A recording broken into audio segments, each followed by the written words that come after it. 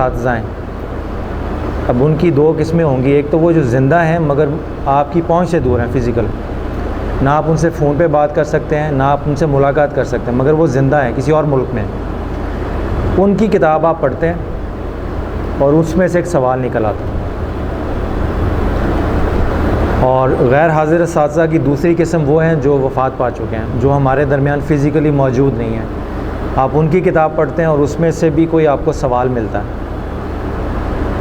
तो जब आप एक ऐसे मुसन्निफ़ की किताब पढ़ेंगे जो मौजूद नहीं है, वो आप मुल्क में मौजूद नहीं है या दुनिया में मौजूद नहीं है, उसकी किताब से जब आपका सवाल डेवलप होगा तो जवाब कौन देगा? उसमें फिर आपको जवाब भी खुद ही ढूंढना पड़ता है किताब में। पहले आप कारी बनकर सवाल पूछते हैं, फिर आप मुसन्निफ़ बन के जवाब तलाश करते हैं। तो ये मुसन्निफ़ बन के ख़ुद जवाब तलाश करके अपने सवाल को हल करना, यहाँ पे आर्ट ऑफ रीडिंग काम आता है। अगर आपको आर्ट ऑफ रीडिंग आता होगा तो मुसन्निफ़ मौजूद है या नहीं, आप उसकी मौजूदगी और गैर मौजूदगी के से बेनियास होके सिर्फ़ किताब पढ़ के अपने सवालों का ख़ुद से जवाब तलाश करके उस किताब को अपनी मलकियत बना सकते हैं। मलकियत दो तरह की होती है, एक तो ये है कि आपने पैसे पे किए, वो आपकी मलकियत बन गई, मगर उस किताब को आप ओन नहीं कर सकते। जैसे फतवा आपने ख़रीद लिया, ला के घर रख दिया, वो आपकी मलकियत बन गया, मगर वो आपकी शख्सियत का हिस्सा नहीं बन सकता जब तक आप उसको पढ़ेंगे नहीं। तो आप ये देखिए जिस तरह कि अगर आपने किताबें ख़रीद के घर रखनी है तो फिर आर्ट ऑफ रीडिंग पढ़ने की ज़रूरत नहीं है। अगर आपने किताबों को अपनी शख्सियत का हिस्सा बनाना है तो फिर आपको आर्ट ऑफ रीडिंग पढ़ना पड़ेगा। यानी एक तो है इलियास आज़मी साहब डिसाइड करें कि मुझे फैज़ कैसे मुंतकिल करना है, वो आसान काम है क्योंकि वो डिसाइड करेंगे। और फिर ये डिसाइड करना कि मैंने फैज़ कैसे लेना है, वो मेरी स्किल्स के ऊपर डिपेंड करेगा। अगर उनकी स्किल्स अच्छी होंगी देने की तो मुझे फैज़ मुंतकिल कर लेंगे, और अगर मेरी स्किल्स लेने की अच्छी होंगी तो मैं उनसे भी लूँगा, और अगर वो मौजूद नहीं भी होंगे तो किताब से वो भी ले लूँगा। तो ये बेसिकली सिर्फ मैंने हल्का सा टच किया। ज़रूरत क्या है आर्ट ऑफ रीडिंग की, कि अगर आपने इक्तिसाब फ़ैज़ करना है किताबों से तो पढ़ने का जो फ़न है उसको पढ़े बगैर ना तो आप अपनी यूनिवर्सिटी में अच्छे तालिब इल्म बन सकते हैं, ना आप ज़िंदगी में अच्छे रिसर्च स्कॉलर बन सकते हैं। बाहर की बेशुमार यूनिवर्सिटीज़ में आपको एक्चुअल क्लासेस में दाखिले से पहले पूरा साल सिर्फ आपकी लर्निंग स्किल्स डेवलप करते हैं, ताकि उसके बाद जब आप लेक्चर अटेंड करें तो आप पूरी तरह उसको परसीव कर सकें, और परसीव करके उसको अपने दिमाग का और तबीयत का और शख्सियत का हिस्सा बना सकें। ठीक है।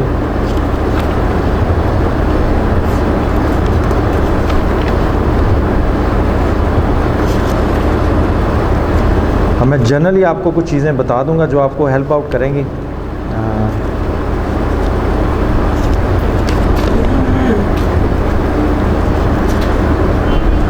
पढ़ने के कितने लेवल्स होते हैं? कोई अपना कोई नॉलेज शेयर करेगा? अगर मैं किताब पढ़ रहा हूँ, फतवा पढ़ रहा हूँ, मैं एक आम आदमी हूँ, मैंने ये किताब ख़रीद ली है, अब मैं घर में आके इसको देख रहा हूँ। यही किताब दफ्तर में फ़ारूक राना साहब देख रहे हैं, यही किताब इलियास आज़मी साहब मुतालिया कर रहे हैं। हम तीनों के पढ़ने में देखने में फ़र्क होगा कि नहीं? ये जो फ़र्क है तीनों के देखने में और पढ़ने में, ये इसको हम बोलते हैं लेवल्स ऑफ रीडिंग। कि स्टडी करने के कुछ लेवल्स होते हैं, कुछ बुनियादी लेवल्स होते हैं जो एक आम आदमी करता है, कुछ हायर लेवल्स होता है जो एक थोड़ा सा मैच्योर पढ़ा लिखा आदमी जिसको पता है कि किताब को कैसे खंगालना है, कैसे पढ़ना है, और फिर उसके ऊपर एक नकाद क्रिटिकल एनालिसिस जिसको हम बोलते हैं, एक वो आदमी होता है। इन सब लेवल्स के अपने अपने तकाज़े होते हैं, अपने अपने रिक्वायरमेंट्स होते हैं, अपने अपने दर्जे होते हैं। मैं सिर्फ़ आपको लेवल 1 का कुछ बताऊंगा ताकि आपको पता चले कि आप जब किताबें पढ़ते हैं या पढ़ाते हैं तो आपका लेवल ऑफ़ रीडिंग क्या होता है। तो फर्स्ट लेवल ऑफ़ रीडिंग जो होता है उसको बोलते हैं एलिमेंट्री लेवल, तारफ़ी मताला। यानी स्टेज 1 जिसको आप कह दीजिए। अब स्टेज 1 में क्या क्या एरियाज़ स्टडी के इन्वॉल्व हैं, अगर वो सिर्फ आप देख लेंगे तो आप हैरान होंगे कि उसमें से अक्सर वो हैं जो हम प्रैक्टिस नहीं करते हैं। ठीक है, मिसाल के तौर पे अब स्टेज 1 का मैं आपको बता रहा हूँ। जब आप किसी मुसन्निफ़ की किताब पढ़ें तो किताब पढ़ने से पहले या किताब पढ़ने के दौरान आपको मुसन्निफ़ के मुतल्लिक़ क्या क्या पता होना चाहिए। नंबर 1,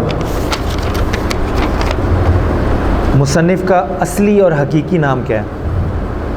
बाज़ लोग फ़र्ज़ी नाम से लिखते हैं, तो आप कोशिश करें उसके असली और हकीकी नाम तक पहुँचें। ये सिर्फ ये है कि उसकी आपके साथ वाक़फ़ियत आपको हक़ाइक़ तक पहुँचने में बड़ा आसानी मिलेगी। मुसन्निफ़ की कौमियत क्या है, नेशनैलिटी क्या है, पाकिस्तानी है, अमेरिकन है, इंडियन है, कौन है। क्योंकि बाज़ का उसकी तहरीर में, उसकी रिसर्च में उसकी कौमी इश्यूज़ भी इन्वॉल्व हो जाते हैं। तो अगर आप उसके कौमियत का पता होगा तो बाज़ कंक्लूजन्स को आपका पता चल जाएगा कि ये कहाँ से कंक्लूजन्स लेके आ रहा है। उसकी ज़ात और पात क्या है, उसकी ज़हन में सूबा परस्ती भरी हुई है या ज़ातों के इर्द गिर्द उसका ज़हन घूमता है। उससे आपको उसकी सोच की वसअत का पता चलेगा। उसका मज़हब क्या है, मज़हब से क्या पता चलेगा कि वो जिस इशू के ऊपर लिख रहा है उस इशू के हवाले से उसने अपने मजहबी मामलात उस इशू में इन्वॉल्व करने की कोशिश की है या नहीं की। मिसाल के तौर पे अगर एक आदमी किताब लिख रहा है और वो कंक्लूजन ये डिसाइड करता है, किताब में केस स्टडी दे रहा है कि एक शख्स है, उसका नाम रिजवान है मिसाल के तौर पर, और वो किसी दहशत गर्दी की कार्रवाई में मुलव्विस है। अब रिजवान दहशत गर्दी की कार्रवाई में मुलव्विस है और रिजवान मुसलमान भी है। तो रिजवान चूँकि मुसलमान है और दहशत गर्दी की कार्रवाई में भी मुलव्विस है, इसलिए साबित हुआ कि हर मुसलमान दहशत गर्द होता है। ये लॉजिक है। मगर जब इस लॉजिक को डिज़ाइन करने के साथ साथ आप मुसन्निफ़ के मज़हब से भी वाकिफ़ होंगे तो आपको पता चल जाएगा कि वो ये लॉजिक क्यों डिज़ाइन कर रहा है। अक्सर किताबें आजकल चूँकि इंटरफेस डायलॉग का बहुत ज़्यादा एक वबा फैली हुई है, अक्सर लोग जो इंटरफेस डायलॉग में होंगे वो कोशिश करेंगे अपना मसलक ना बताएं। क्यों कि अगर वो किसी ईसाई मजलिस में बैठे हुए हैं तो उनको ये कहेंगे कि जनाब मेरा कोई मसलक नहीं, मैं सिर्फ मुसलमान हूँ और मैं खुदा को और इंसानियत को मानता हूँ। वही शख्स अगर किसी अहले हदीस मजलिस में बैठा होगा तो मुकालमा बैनुल मज़ाहिब पे बात करते करते अपने आप को अहले हदीस का आलिम साबित करेगा ताकि उनकी हमदर्दियाँ और सपोर्ट उसको मिल जाए। वही आदमी अगर यहाँ पे आया हुआ है तो अपने आप को शायद बरेलवी मसलक का साबित करने की कोशिश करे। लोग अपना मसलक ज़ात पात छुपाते हैं ताकि दूसरे आदमी उसकी तय तक, उसकी सोच की तय तक ना पहुँच सकें। अगर आपको सिर्फ़ एक आदमी के मज़हब का पता है तो आप उसकी किताब के अक्सर कंटेंट्स को एनालाइज़ करने में बड़ी सहूलत महसूस करेंगे, क्योंकि बाज़ मजहबी अक़ीदे ऐसे हैं जो दूसरों के मुतल्लिक़ मनफी असरात उभारने में मदद देते हैं।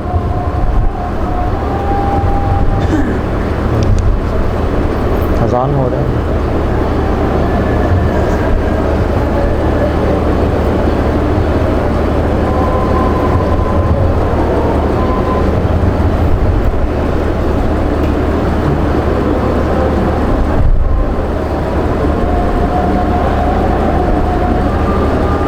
बंद कर दें, अगर पंखे बंद कर दें तो मसला तो नहीं होगा।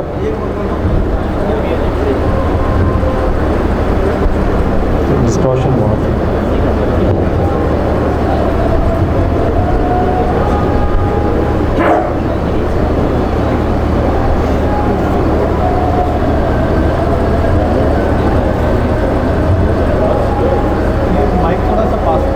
ये वाला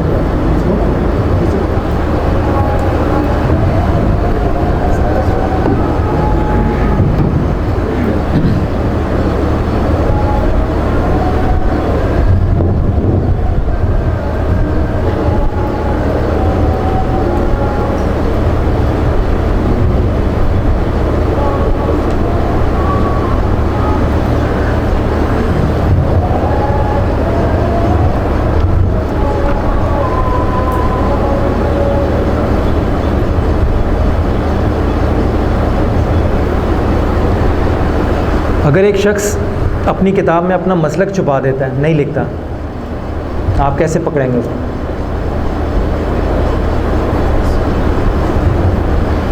एक शख्स अपना मसलक नहीं बताता अपनी किताब में किसी वजह के तहत, आप कैसे जज करेंगे कि इसका मसलक क्या है? कंटेंट से मुबाइस देखेंगे आप। पीछे आप कुछ कहना चाह रहे थे?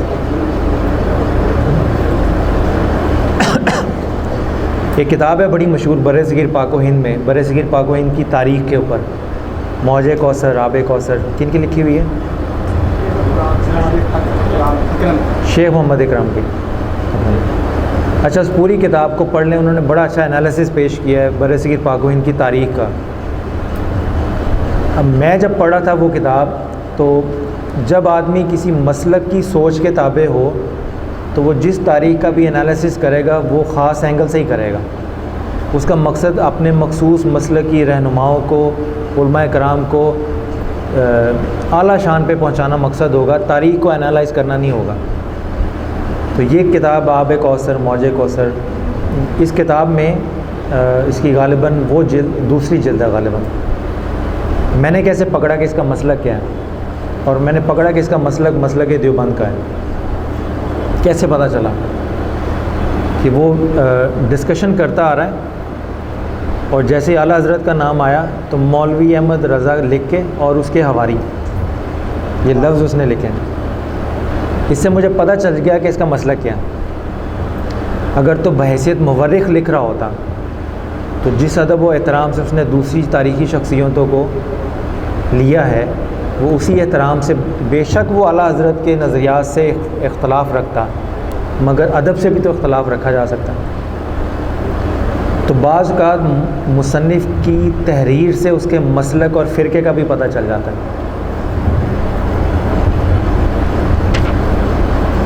फिर आप ये देख सकते हैं इसके इब्तदाई हालात ज़िंदगी क्या थे, उससे आपको ये पता चलेगा ये किस किस एंगल से तालीम पाई है इसने और किस किस मदरसे में किस किस असातिज़ा के साथ ये रहा है, और उसकी थॉट डेवलपमेंट, थॉट जो पैटर्न है वो कैसे स्टडी हुआ है, किन कुतब से शोहरत हासिल की और क्यों हासिल की। जो किताब आप पढ़ रहे हैं उसके अलावा देखें कि कौन कौन सी किताबें ऐसी हैं जिससे उसने शोहरत हासिल की, उन किताबों की वजह शोहरत क्या है। फिर आप ये देखें कि जिस मौजू पे मुसन्निफ़ की किताब पढ़ रहे हैं उस मुसन्निफ़ का नाम जब ज़हन में आता है तो कौन सा मौजू आता है, उससे आपको ये भी पता चल जाएगा कि इस मुसन्निफ़ की इस मौजू पे ही खसूसियत है। मिसाल के तौर पे अब मैं बड़े ओपनली ये मिसालें दे रहा हूँ ताकि आपको बात समझने में दुश्वारी ना हो। मोहम्मद मतीन खालिद का नाम सुना आप? वो किस किताब से पहले मशहूर हुए थे? सबूत हाजिर है, कादियानियत पे किताब लिखी थी उन्होंने, ठीक है। अब उनका नाम रद्द कादियानियत के हवाले से मशहूर है। उसके बाद जब उन्होंने देखा मैं इस फील्ड में भी अच्छा हूँ तो उन्होंने रद्द ईसाइयत पे किताबें लिख मारी, और उन किताबों में ईसाइयत को तो छोड़ें, जो इस्लामी अकायद और नज़रियात का जो उन्होंने हाल किया है वो बेहतर था कि अपनी फ़ील्ड में रहते। तो ज़रूरी नहीं आदमी एक अगर किताब की वजह से मशहूर हो गया तो वो ये समझे कि मैं अब हर मौजू पे लिखने के काबिल हो गया हूँ। इसलिए मैं कह रहा हूँ जब आप किसी मुसन्निफ़ की किताब देखें तो ये भी देखने की कोशिश करें कि ये ओरिजिनली किस वजह से मशहूर है, और अगर उस मौजू से हट के कोई किताब लिखी है जो आप पढ़ रहे हैं तो फिर उसकी वैलिडिटी भी चेक करें। हो सकता है ये सिर्फ़ अपनी फ़ील्ड में एक्सपर्ट हो, बाकी फ़ील्ड में बिल्कुल आम आदमी की हैसियत रखता हूँ। फिर आप ये देखिए कि मुसन्निफ़ की रूहानी और अखलाकी निस्बत किससे है। ये जब मैं टिप दूंगा आपको how to become a writer, उसमें ये चीज़ बड़ी काउंट करती है। अक्सर मौज़ूआत ऐसे हैं जब आप लिखने बैठेंगे तो अक्सर सवालों के जवाब किताबों में मौजूद हैं, मगर आपके पास क्या इतना टाइम होगा कि हर सवाल के जवाब के लिए पूरी लाइब्रेरी खंगालते फिरें।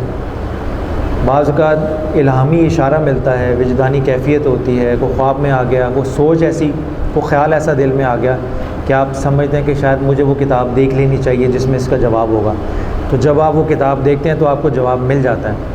तो आपके एक इल्हामी या रूहानी इशारे ने आपको पूरी लाइब्रेरी की रिसर्च करने से और स्टडी करके वो जवाब तलाश करने की मेहनत से बचा लिया। इसलिए आप ये भी देखें कि वो मुसन्निफ़ की रूहानी और अखलाकी निस्बत किससे है। जो आदमी ये कहता है कि मेरी किसी से रूहानी निस्बत नहीं है, उसकी किताबें बड़े ध्यान से पढ़ें, क्योंकि वो सिर्फ़ अपने नॉलेज से लिख रहा है जितना उसके पास है, और अगर उसके पास जितना नॉलेज है अगर वो काफ़ी होता तो वो ये बात ना कहता। ये मैं ये नहीं कह रहा कि ये हम मजहबी नशिस्त में बैठे हैं जिसमें ये चीज़, अगर आप मैनेजमेंट साइंसेस पे पढ़ेंगे किताबें और मॉडर्न ऑर्गेनाइजेशनल कल्चर के ऊपर किताबें पढ़ेंगे, उन्होंने भी ये कहा है कि अच्छा एम्प्लॉई, अच्छा मैनेजर, अच्छा लीडर वो होगा जो एथिक्स बेस्ड होगा, और एथिक्स आपकी सारी रिलीजन से बेस्ड होती है। एथिक्स फ़िलासफ़ी बेस्ड नहीं है, सारी रिलीजन बेस्ड है, खा वो ईसाइयत है, यहूदियत है या इस्लाम।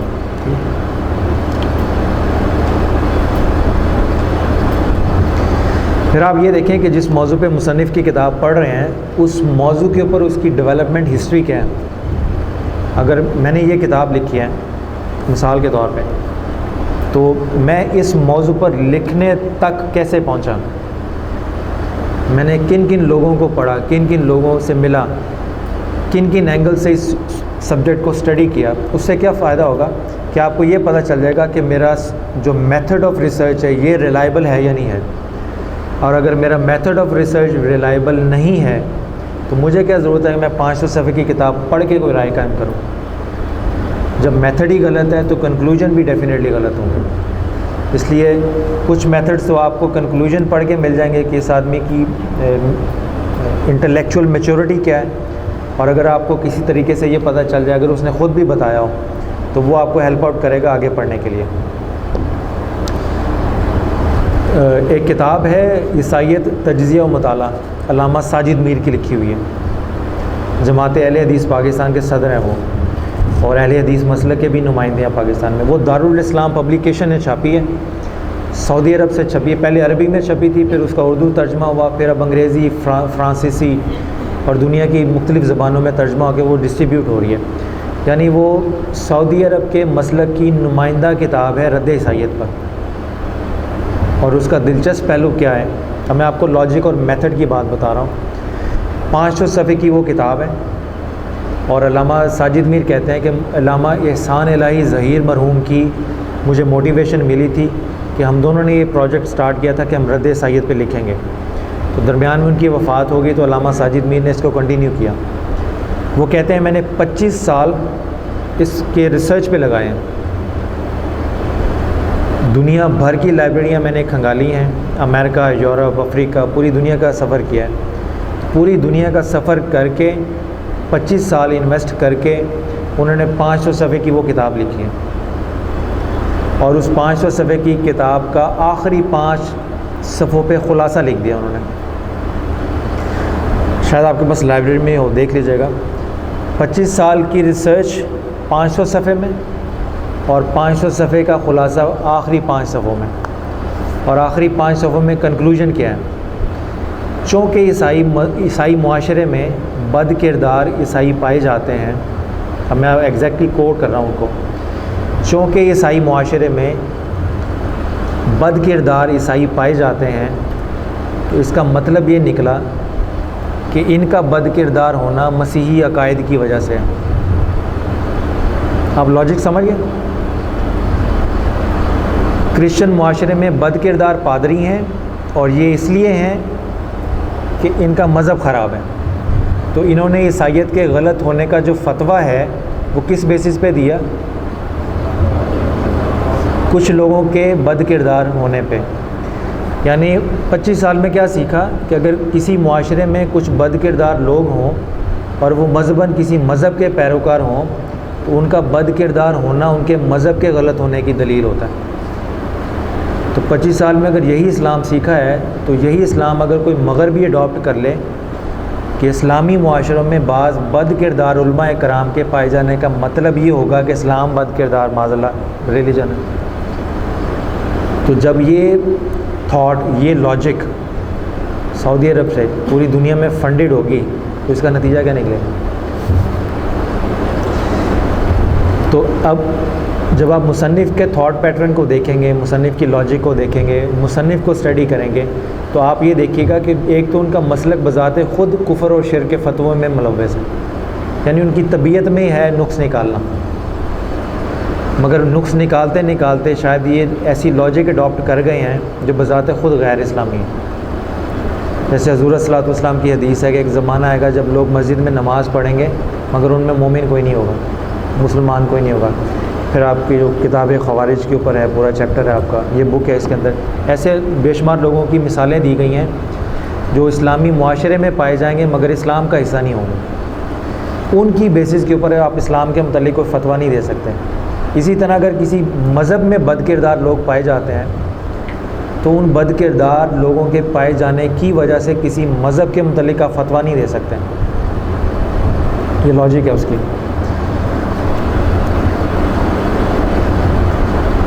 इसी तरह आप ये देखिएगा कि जब मुसन्निफ़ ने कोई किताब लिखी है तो क्या उसने ये साथ बताया है कि मैं ये किताब जो लिख रहा हूँ इसको मैं कंपाइल किस तरह से कर रहा हूँ, इसकी मैंने फॉर्मेशन कैसे डेवलप की है। जैसे मैंने किताब लिखी थी इस्लाम, मसीहत और मुकालमा मोहब्बत, और मैंने बहुत कम देखा था मगर मुझे अच्छा लगा। मैंने किताब के शुरू में हर चैप्टर की एक तफसील दे दी थी कि मेरी किताब में इतने चैप्टर हैं, और मैंने एक पैराग्राफ के अंदर उस पूरे चैप्टर का ख़ुलासा दे दिया था कि अगर आप इस चैप्टर को पढ़ेंगे तो इस चैप्टर के अंदर आपको ये मिलेगा। तो पेश लफ्ज़ में मैंने ये सारा किया था। तो पेश लफ्ज़ अगर कोई मेरी किताब का पढ़ ले तो पेश लफ्ज़ पढ़ के वो पूरी किताब का मिजाज समझ जाएगा। फिर जिसको आगे दलाइल की तफसील में जाने की ज़रूरत होगी वो पूरी किताब पढ़ेगा। यही आइडिया मैं इसके लिए दूंगा फतवे के लिए कि अगर आप शुरू में एक मुख्तसर चैप्टर एनालिसिस डाल दें, शायद होगा, अच्छा ठीक है लवली, अगर है तो ठीक है। इस तरह बहुत सारी किताबें ऐसी हैं जिसका फ़हरिस्त इजमाली नहीं होती, वो तफसीली में इंसान इतना खो जाता है कि उसको ये पता चलाना मुश्किल हो जाता है कि कंक्लूजन क्या है, टोटलिटी क्या है इसके सारी लिस्ट के चीज़ों की। बहरहाल ये लेवल 1 के क्वेश्चंस हैं जो सिर्फ मुसन्निफ़ के मुतल्लिक़ हैं। अभी हम हायर लेवल पे नहीं गए, हायर लेवल भी सेकंड लेवल है और फिर उससे ज़्यादा हायर लेवल है वो थर्ड लेवल है आपका। हायर लेवल पे भी मैं आपको बताऊंगा, वो भी दिलचस्प है उसमें। जब आप किताब पकड़ते हैं, ये तो थे मुसन्निफ़ के मुतल्लिक़ सवाल। अब मैं थोड़ा सा स्पीड में ज़रा बोलूँगा ताकि हम ज़्यादा से ज़्यादा कवर कर सकें। किताब जब आप हाथ में पकड़ते हैं तो ये देखिए इसका मौजू क्या है, टेक्निकल है, इंटेलेक्चुअल है या फ़िक्री है, ठीक है, इल्मी, फ़िक्री या टेक्निकल है। किताब क्यों लिखी गई, इसके गर्ज़ व मकासद क्या हैं, आपके हाथ में जो किताब है इसका एडिशन कौन सा है और पहला एडिशन कब छपा था। जब आप एडिशन के डिफरेंसेस को देखते हैं तो बाज़ का ये इसलिए ज़रूरी होता है कि अक्सर चीज़ें फ़र्स्ट एडिशन में शामिल होती हैं। जब पब्लिक रिएक्शन आता है या मुसन्निफ़ देखता है कि मेरी कोई बात पकड़ी गई है या मेरी किसी बात से मुआशरे में फितना और फसाद पैदा हो रहा है, बेहतरी की गुंजाइश नहीं है, तो वो कुछ चीज़ें निकाल देता है। जैसे अब बैनुल मसालिक जब स्टडी करते हैं तो आज की वो किताबें जिसकी वजह से बाज़ मसलकों के दरमियान लड़ाइयाँ और झगड़े हुए थे, वही किताबें अगर आज के एडिशन देखें तो उसमें वो इबारतें नहीं मिलेंगी आपको, मगर अगर आप पहली एडिशन में जाएँ तो वहाँ आपको सारी चीज़ें मिल जाएंगी। तो इसलिए एडिशन का पता होना बहुत ज़रूरी है। किताब कितने सफ़हात पे मुश्तमिल है, कितने चैप्टर्स और हिस्सों पे डिवाइडेड है। किताब का जो टाइटल पेज है मुसन्निफ़ की तबीयत की तरफ क्या इशारा करता है। मिसाल के तौर पे मेरे ख़्याल में ये जो टाइटल है बैकग्राउंड और इसका जो उन्वान है ये मैच नहीं करते, यानी जो तस्वीर है बाज़ारी है और उन्वान इल्मी है। अगर ये बग़ैर किसी बैकग्राउंड पिक्चर के, ये मेरी अपनी राय है, गलत भी हो सकती है, अगर ये बैकग्राउंड पिक्चर के सिर्फ वन कलर के ऊपर खूबसूरत ख़ताती के साथ होती तो इसके टाइटल पेज पे इसका जो ज़ौक़ है, लताफ़त है, इसकी जो इंटेलेक्चुअल मैच्योरिटी है किताब की, मवाद की, वो इसके टाइटल में नहीं झलकती। जैसे इंग्लिश का आपका आया, इंग्लिश का अगर आप देखेंगे तो वो बिल्कुल एकेडमिक टच है उसके अंदर, वो एंजॉय करता आदमी देखता है तो इम्प्रेस होता है, मगर इसमें इतनी ज़्यादा बैकग्राउंड पे कन्फ्यूजन क्रिएट हो गई कि समझ नहीं आ रहा हुआ क्या, ठीक है ना। ये बेहतर हो सकता है।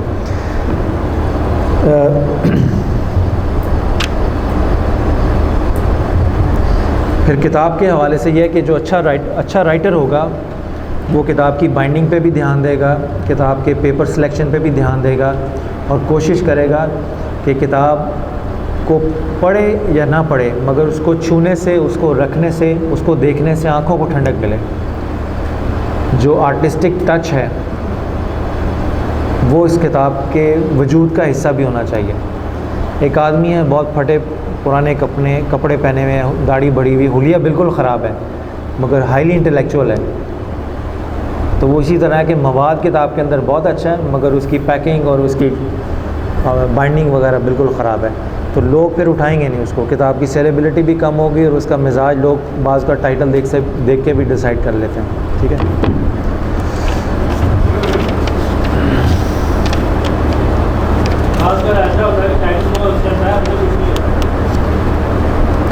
वो जिसको पता है अंदर कुछ नहीं फिर वो टाइटल पे ज़्यादा ध्यान देता है, बाज़ लोग सियाने होते हैं। पब्लिशर्स के मतलब कुछ इन्फॉर्मेशन देख लीजिएगा। पब्लिशर का मयार तहकीक और एडिटिंग स्टैंडर्ड क्या है पब्लिशर के मतलब। बाज़ पब्लिशर ऐसे होते हैं कि अगर वो सिर्फ फ़ोन पे कोई बताए कि यार ये किताब मैंने पढ़ी और बड़ी अच्छी है, आप भी पढ़ें, तो आप सिर्फ ये पूछें कि पब्लिशर कौन है। तो अगर उसका पब्लिशर दोस्त एसोसिएट हो तो क्या मतलब है उसका। अगर कोई एक इल्मुल कुरान पे बड़ी अच्छी किताब आई है, आप पढ़िए, और मैं पूछूं पब्लिशर कौन है, वो कहेंगे दोस्त एसोसिएट, तो इसका क्या मतलब है? किसी को पता है सीनियर के अलावा? दोस्त एसोसिएट वो किताबें छापता है जो हदीस से हटके हों, यानी वो ग़ुलाम अहमद परवेज़ की फ़िक्र को आगे लेके चलने वाले हैं। तो जब वो कुरान पाक के उलूम पे कोई किताब छापेंगे तो